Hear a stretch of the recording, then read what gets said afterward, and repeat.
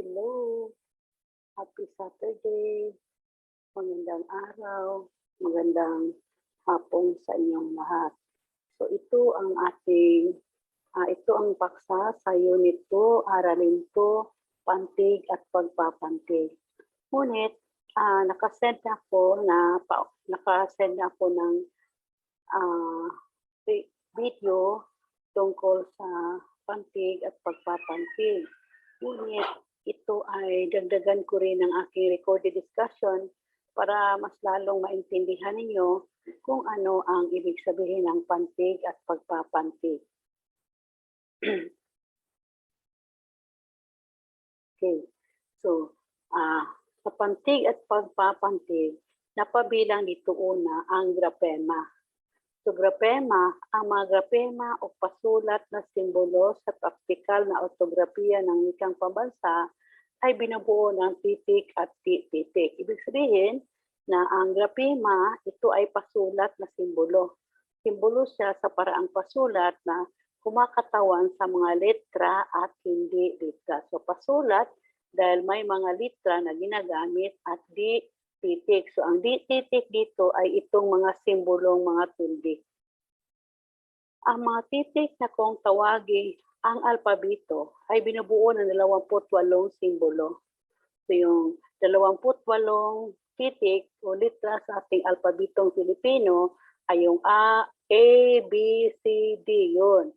So, diba, binanggit ko na sa inyo sa ng discussion ko na kapag nakagkulong ng virgules, dalawang guhit na ganito, ito ay binabasa ng ponema o tunog.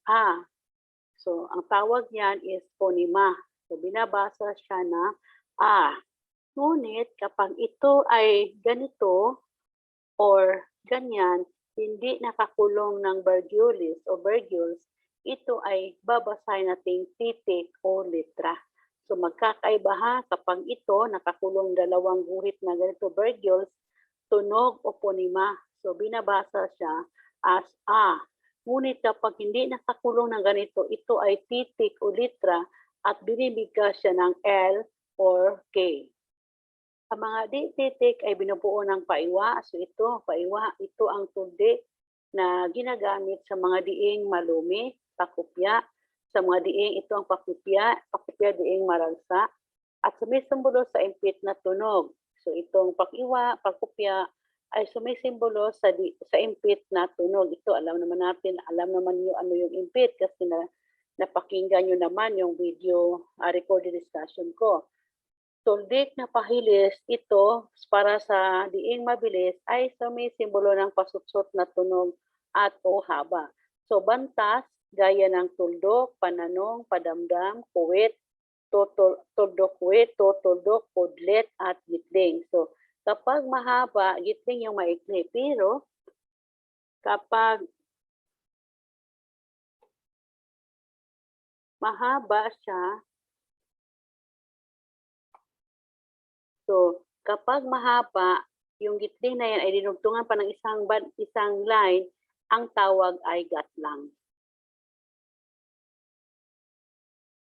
So sa pagbasa ng mga letra sa alpabeto, ito ayon bigkas Ingles, maliban sa Enye na katawagang Kastila, kaya bigkas Kastila. Makikita sa ibaba ang 28 letra. So ito ang 28 letra o titik sa ating alpabetong Filipino at ito ay binabasa ng pa-Ingles. A, B, C, D, E, F, G, H, I, J, K, L, M, N, N. So ang N ay litra, titik na binabasa ng hiram sa Kastila. Kaya binibigkas ng N, O, P, Q, R, S, T, U, V, W, X, Y, and Z. So 28 ang ating letra sa alpabetong Filipino. So makikita na sa 28, ito ay sa 20 na tawag nito ay ang dating abakadang Tagalog. Pagdating sa bagong alpabetong Pilipino ay naging 28 dahil may 8 dagdag na letra. So, 20 plus 8 ay nagiging 28. So, ito ang titik o letra sa alpabetong Pilipino, no? Alpabetong Pilipino. Ngunit at ito at binabasa ng pa-Ingles, no? Ang pagbasa nito ay pa-Ingles, kaya binasa natin o babasa natin A, B, C, D. So ang 8 dagdag na letra dito ay ang letrang C, F, J, Q, V, X, Z, at N. So ito ang dagdag na letra, no? So kung titingnan natin, okay. So bilangin natin 1, 2, 3, 4, 5, 6, 7, 8. So ang 8 sa 8 dagdag na letra, ang isa, ang N ay hiram sa Kastila. At ang C, F, J, Q, V, X, at Z ay hiram natin sa Amerikano. Kaya ang 8 dagdag na letra ay hiniram natin ito, kaya nagiging 28, at ito ay ginagamit, ang hiram na letra ay ginagamit natin sa mga pangalang pantangi. Okay. Ang abakadang Tagalog-Pilipino ay isinakatutubong alpabetong Latino ng mga wika ng Pilipinas. Ito rin ang orihinal na alpabeto ng wikang pabansa, batay sa Tagalog, wikang pabansa.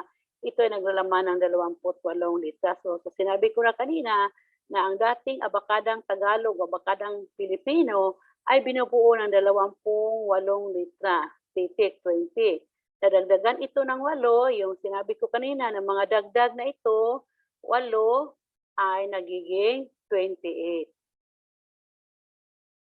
So bago dumating ang mga Espanyol, ang karamihan ng mga wika ng Pilipinas ay sinulat na gamit ang talapantiga ng baybayin. So yung alibata silabaryo, ang ibang tawag noon ay baybayin.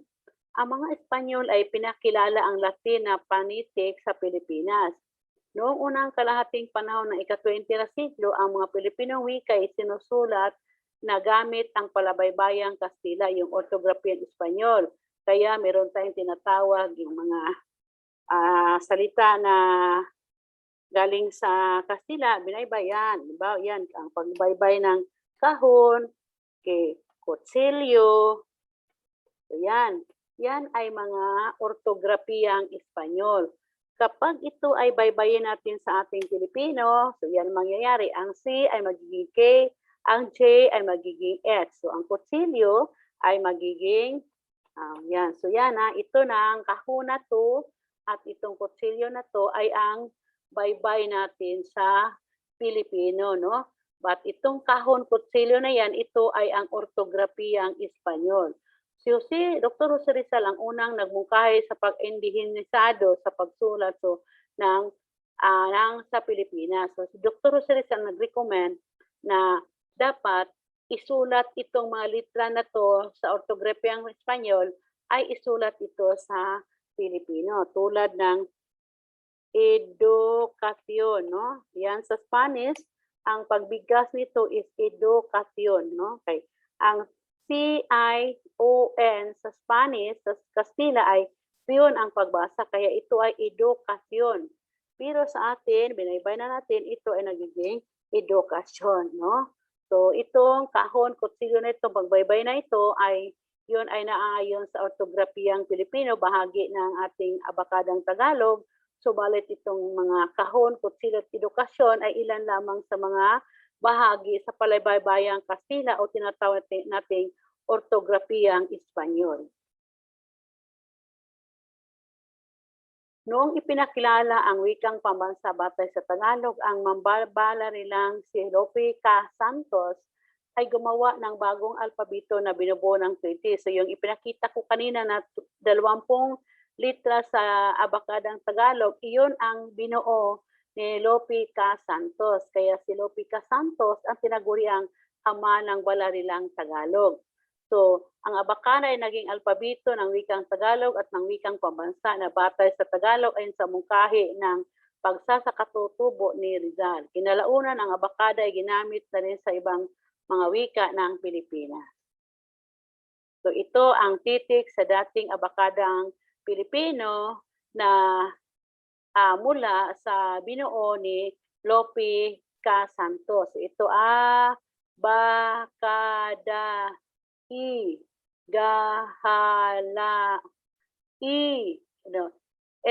gahala lamana ng pao para sa tauwaya. So ito ang dating abakadang Pilipino.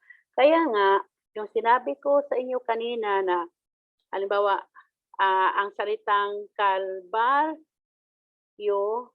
so kalbaryo, yan.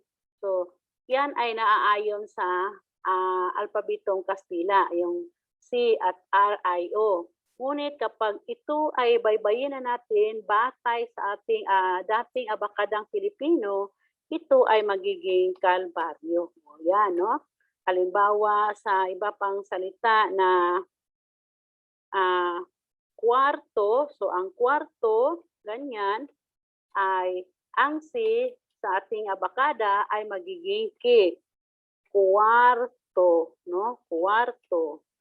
Halimbawa, ang chike ay magiging chike. So, itong kalbaryo na to, baybay na to, chike, kwarto, ay naayon sa ating ortografiya na batay sa titik sa dating abakadang Pilipino. Samantalang itong sa kabila, sa kanan, ito ay naayon sa ortografiyang Kastila, ang pagbabaybay. Ang alibata. Ang alibata silabaryo baybayin ay isang paraan ng pagsulat ng ating mga katutubo, ngunit ito ay dapat tawagin na baybayin. So alibata silabaryo or mas kilala sa tawag na baybayin. Ito ay binubuo ng 17 titik o 17. Mayroon itong 14 na katinig at 3 patinig. 3 lamang ang patinig dahil ang E at I ay iisa at ang U at U ay iisa rin. No? So, regardless kung ito ay E or I, isara siya. U at O, isara. So, kaya nagiging 3 lang ang patinig. Pinalitan ng mga Kastila ang alibata sa Latin alpabito o litra nang dumating sila. So, ang alibata noong panahon ng katutubo, pagdating ng Kastila ay pinalitan nila ito ng mga litra. Ang alibata ay isang katutubong paraan ng pagsulat ng mga Pilipino bago dumating ang mga mananakop na Kastila. Ito ay hango sa kavi na paraan ng pagsulat ng mga taga-Java. No? So, ang alibata pala ay hango sa kavi, isang paraan ng pagsulat ng taga-Java. Ito ay bahagi ng sistemang Brahmic na nagsisimula sa iskriptong Sanskrit at paniniwalang ginagamit ito noong ika-14 na siglo. Alibata silabaryo paraan ng pagsulat ng mga katutubo at binubuo ng 14 na patinig at 3 na mga patinig. So ito ang halimbawa ng alibata na kung pagkasusuriin natin itong alibata, no? Ito ang simbolo ng A, E, I, O, U. So ito rin ang bakada gahalama ng para sa tawaya. So kung gagamitin ito, kung halimbawa baka, so itong simbolo na to na ba at ka ang pagsamahin, so yun ay baka. Halimbawa, daga, so itong simbolo na to na da at itong simbolo na ga. Pero kapag ang tinutukoy ay baka, kung gagawin nating bako, so ang ka ay nagiging ko, so ang tuldok ay nasa baba. So ubos ani, butangan siya tuldok, period. So basahon na siya og o or o. So tanan ani tanan kani sila lahat. Kung makita nga naay tuldok sa ubos, ani nilang simbolo, ang pagbasa niya ay either o, ang pagsulat ay either o or u, kaya ko, do. Kung kanita na ay mga tuldok sa ubos dire, akong basahon ni siya, basahan siya, o, bo, ko, do, go, ho, lo, mo, no, ngo, po, so, to, wo, ya ang pagbasa. Kapag ang tuldok ay nasa babaw, babaw nila tanan, basahon siya e or e. So mahimo siyang biki, digi, hili, mi, ni, ngi, pi, si, ti, wi, yi. O yan ang pagbasa. Ang pagbasa. Kapag wala siyang a, halimbawa, back. So, ba, ito, ba plus ito nga simbolo, pero may plus sa gilid, no? Dahil wala siyang a, kay backman, back. So, back siya, ang simbolong ito plus ito, may plus lang. Pero kung walay plus, walay tuldok sa taas, walay tuldok sa abos, walay plus, ang pagbasa ng a, mo ng baka. So, halimbawa, ngipin.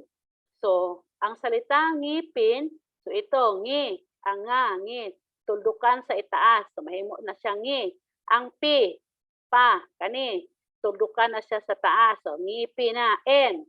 So, ang n, kani. So, n, ibutang dire, sumpay ni ngi, pi, sumpay ni n dire, pero butangan na to plus sa gilid, mo nang mahitabong ngipin ang pagbasa. Kung sakto, so sa, mauni siya ang simbolo sa.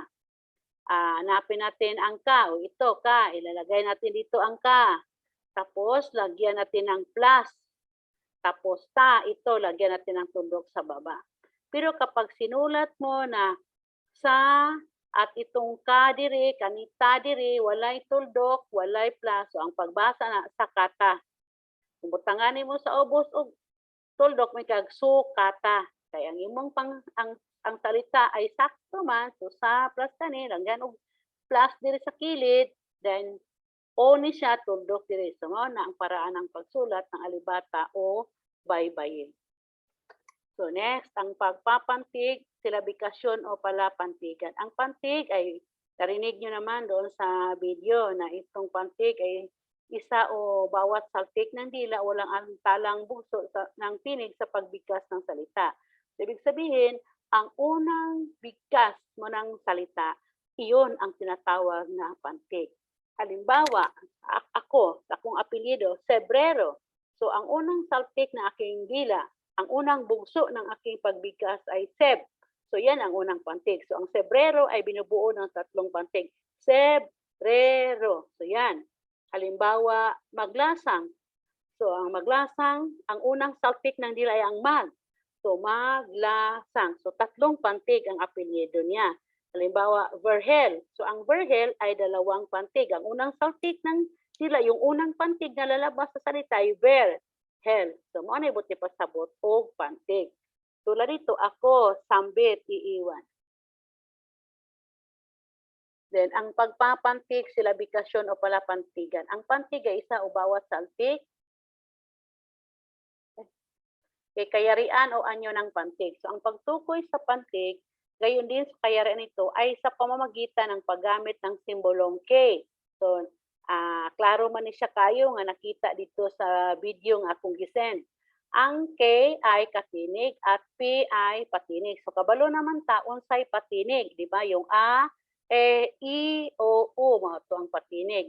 Ang mga katinig, katong wala aning A, I, A, E, I, O, O, mo na ito gitawag o katinig. So, P, halimbawa, pantig na binubuo lamang ng isang pantig, no? P is pantig.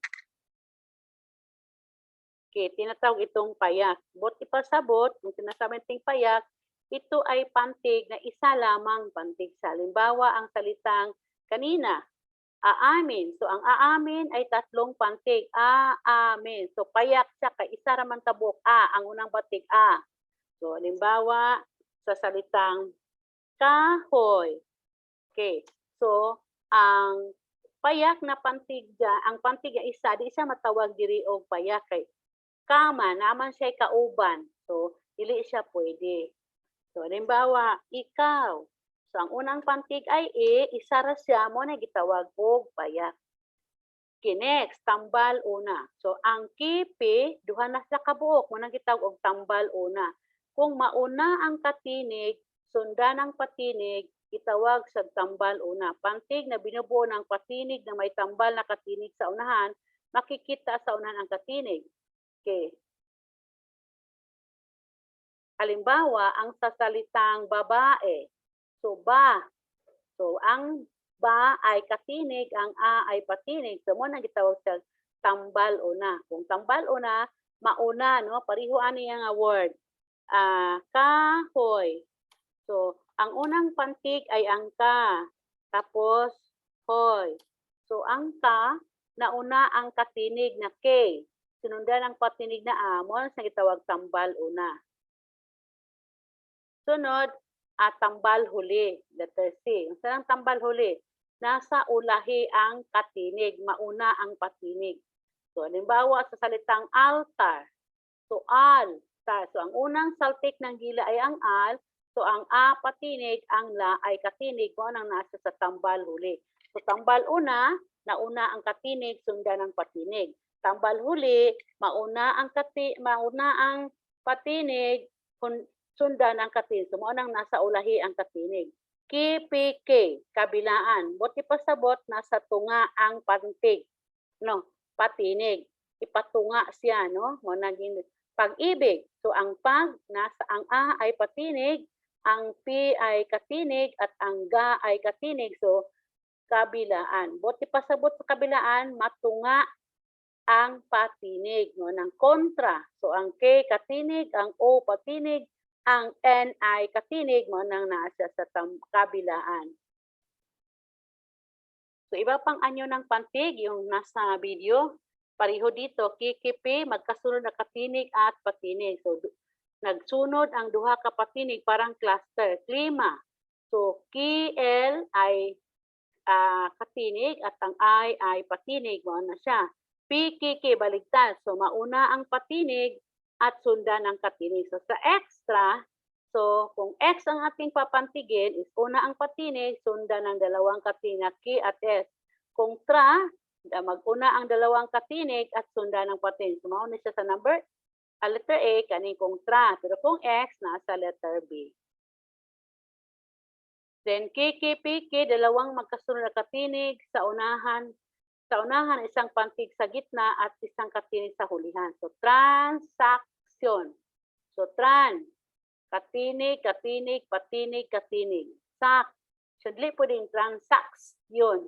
Transaksyon. Okay, track.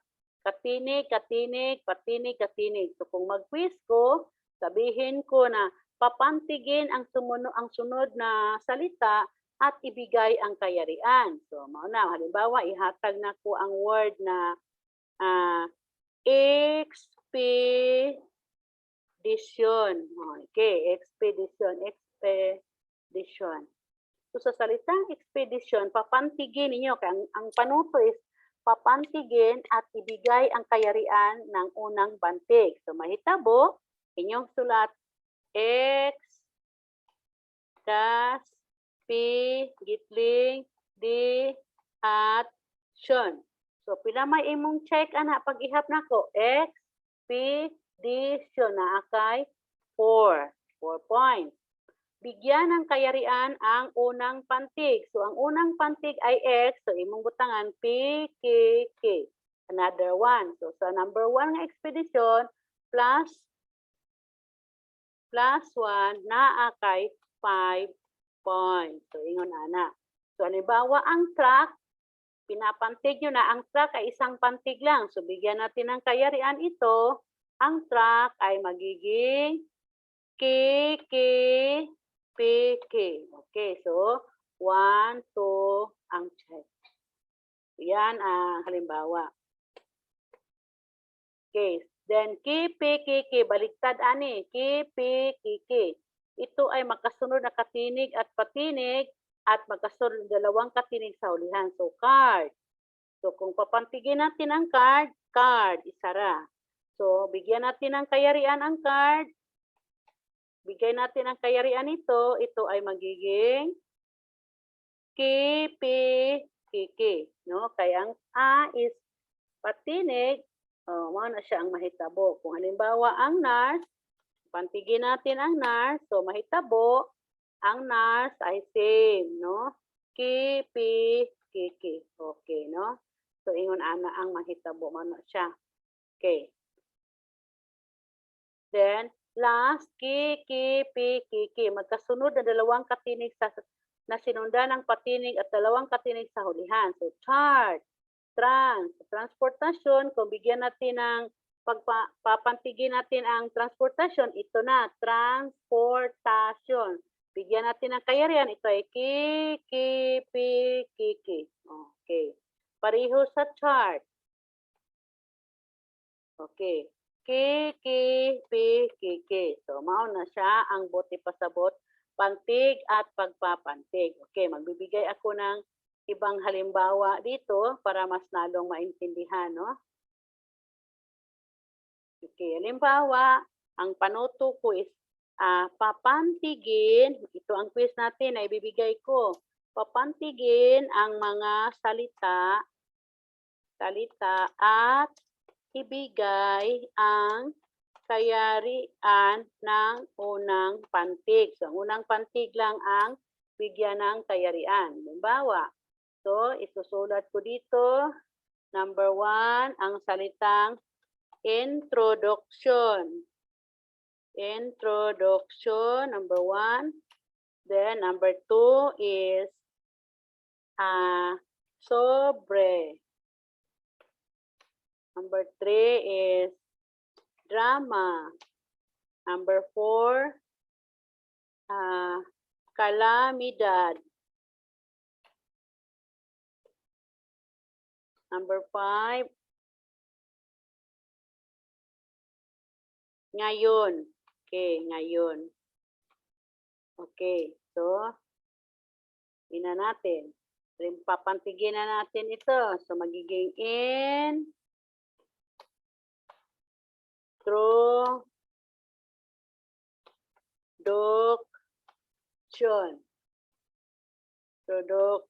So, mao na ang pagpapantig. So, tapos, bigyan ng kayarian kasi yan ang panuto.